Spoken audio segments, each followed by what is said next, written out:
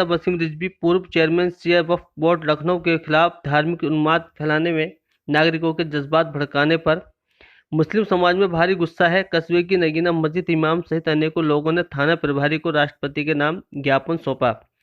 ज्ञापन में सभी ने वसीम रिजवी की जल्द से जल्द गिरफ्तारी कर देशद्रोह की कार्रवाई करने की मांग की।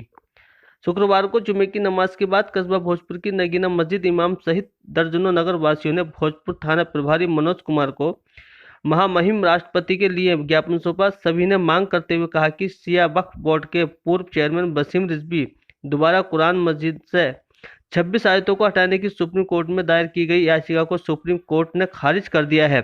लेकिन जिस तरह शिया वक्फ बोर्ड के पूर्व चेयरमैन वसीम रिजवी ने देश का माहौल खराब करते हुए भावनाओं को ठेस पहुंचाने का काम किया है, इस हरकत ने देश के सामाजिक और धर्म निरपेक्षता ताने बाने को छिन्न भिन्न करने की कोशिश की है और देश की छवि खराब करने की कोशिश की है, जिसकी हरकतों से स्पष्ट है कि वसीम रिजवी देशद्रोही की श्रेणी में आता है।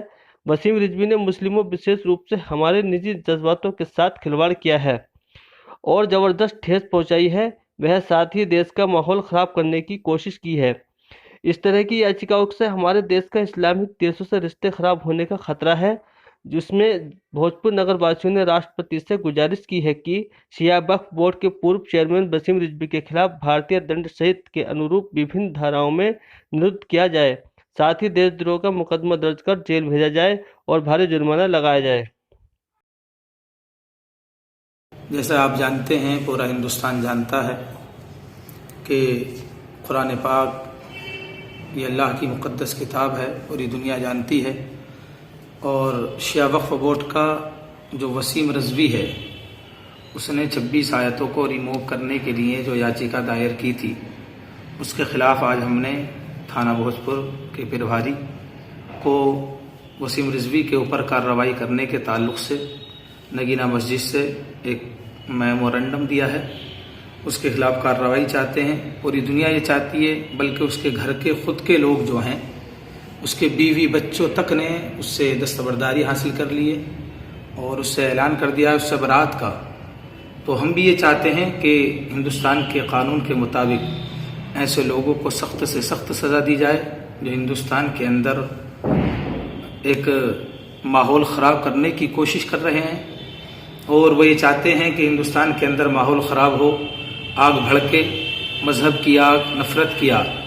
ऐसे लोगों को चाहिए कि सख्त से सख्त कदम उठाया जाए हिंदुस्तान की हुकूमत के द्वारा और ऐसे लोगों को सलाखों के पीछे किया जाए, सख्त से सख्त सज़ा दी जाए। असल में मामला ये है कि ये लोग जो होते हैं वज़ाते खुद कुछ कर नहीं सकते, ये दूसरों के तलवे चाटने वाले हैं। इन्हें सिर्फ ये फेमस होने के लिए, यूँ समझे फेमस होने के लिए ऐसे कदम उठाते हैं ताकि हिंदुस्तान की मीडिया के अंदर सुर्खियाँ बटोरें।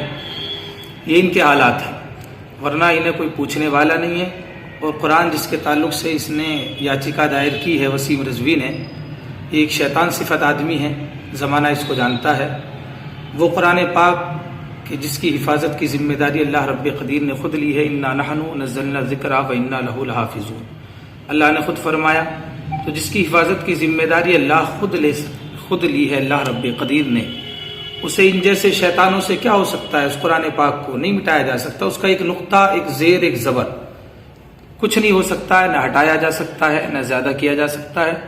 बस ये लोग एक तरीके से माहौल ख़राब करने के लिए हिंदुस्तान का और मुसलमानों में ना इत्तफ़ाक़िया पैदा करने के लिए इस तरीके के बयान देते हैं, चंद टकों के लिए और दूसरों के तलवे चाटने के लिए, दूसरों के चढ़ावे में इस तरीके का बयान दिया गया है। इसी के ताल्लुक़ से हमने आज अपनी नगीना मस्जिद से आप ऐसे वसीम रिजवी जैसे लोगों को, बयान देने वालों को, लोगों से क्या कहना चाहते हैं?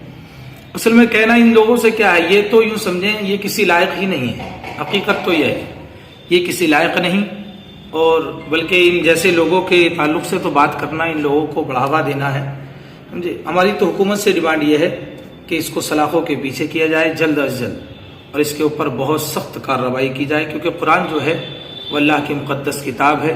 उसके ख़िलाफ़ बयान देना ये सिर्फ हिंदुस्तान ही के मुसलमान नहीं, बल्कि दुनिया के अंदर जहाँ भी, जिस कोने में भी मुसलमान बसता है, उस मुसलमान के दिल को ठेस पहुँची है। तो ऐसे लोगों के ख़िलाफ़ सख्त से सख्त फ़ौरन कार्रवाई की जाए, ताख़ीर नहीं की जाए। یہ ہے مسئلہ.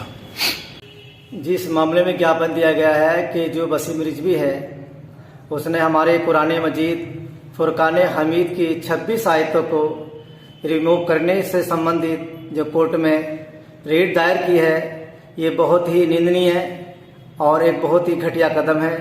اس بات کا ہندوستان ہی نہیں بلکہ میں یہ کہوں گا کہ پوری دنیا میں اس بات کا ایک کوہرام مچا ہوا ہے، کیونکہ یہ ایک ષڑینتر کے دوارا وسیم رضوی سے یہ بیان دلوایا گیا ہے، جو مجھے ایسا کچھ لگ رہا ہے. قرآن مجید ایک ایسی کتاب ہے جو اللہ رب العزت نے اپنے پیارے محبوب صلی اللہ تعالی علیہ وسلم پر نازل فرمائی، اور وہ ان کا محبوب جو ساری دنیا کا مسلمان ان کے لیے ان پر اپنی جان نچھاور کرنے کے لیے تیار ہے اور اپنی جان دینے کے لیے تیار ہے. یہ ایک ષڑینتر رچنے کے بعد وسیم رضوی، بلکہ وسیم رضوی نہ کہیں، میرے حساب سے اس کو وسیم شیطان اور وسیم ابلیس کا درجہ دیا جائے. میں یہ چاہتا ہوں، میں ہی نہیں بلکہ ہندوستان، اور ہندوستان نہیں بلکہ میں دوسرے ممالک یعنی کہ پوری دنیا کی بات کروں گا تو پوری دنیا کا مسلمان اس بات کو لے کر کے آج بہت زیادہ غصے میں ہے، کیونکہ جو اس نے یہ ڈائلاگ کہا ہے کہ 26 آیتیں ایسی قرآن مجید میں ہیں جو آتنکواد کو بڑھاوا دیتے ہیں، آتنکواد کو سکھاتی ہیں، ایسا بالکل کچھ نہیں ہے. اللہ رب العزت کی جو قرآن مجید کتاب ہے وہ ایک روشن ایسی کتاب ہے جو دنیا کو ایک بہترین کتاب اور ایک بہترین شکشا دینے کے لیے اس کتاب کو نازل فرمایا ہے. میری مانگ ہے، میں چاہتا ہوں کہ وسیم رضوی پر، وسیم رضوی نہیں بلکہ میں وسیم شیطان کہوں، وسیم ابلیس کہوں، میری مانگ ہے، میری ڈیمانڈ ہے کہ اس پر NIA لگائی جائے اور NIA کے تحت اس پر کارروائی کر کے اور اس کی ناگرکتا بھی نیست کرنے کا